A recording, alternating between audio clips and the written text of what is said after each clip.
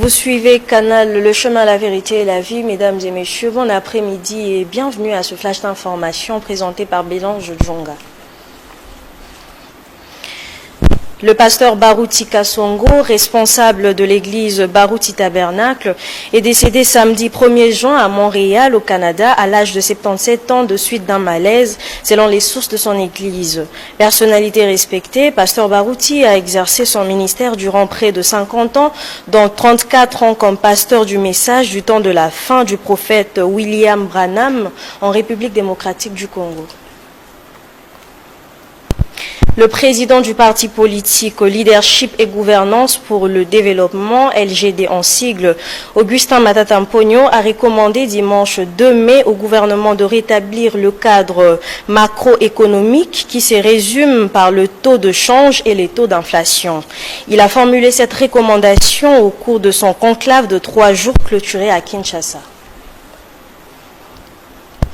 Les centres de passation de l'examen national des fins d'études primaires, ENAFEP en sigle, de Kanyabayonga et Boulotoa sont délocalisés à Kaina, à une dizaine de kilomètres au nord de Kanyabayonga. La décision a été prise samedi 1er juin par le responsable de la sous-division de l'EPST Kirumba dans la province éducationnelle du Nord Kivu 2.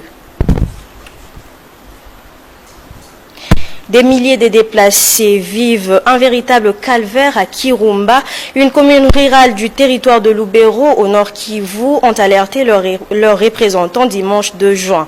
Ces déplacés, en majorité des femmes et des enfants, ont fui il y a 4 jours l'avancée des rebelles du M23 vers la commune rurale voisine de Kanyabayonga.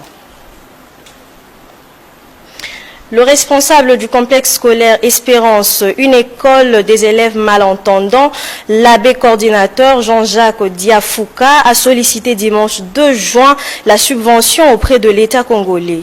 Il annonce la fermeture imminente de l'école faute de moyens financiers.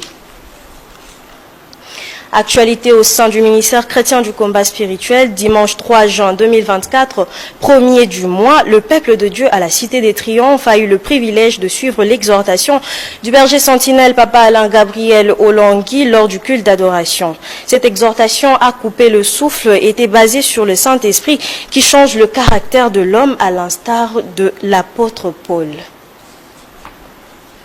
C'est par cette note du ministère chrétien du combat spirituel que nous bouclons complètement ce flash d'information. Merci à vous de l'avoir suivi. Restez branchés à la chaîne qui vous forme, vous informe et vous transforme en Jésus-Christ. Au revoir.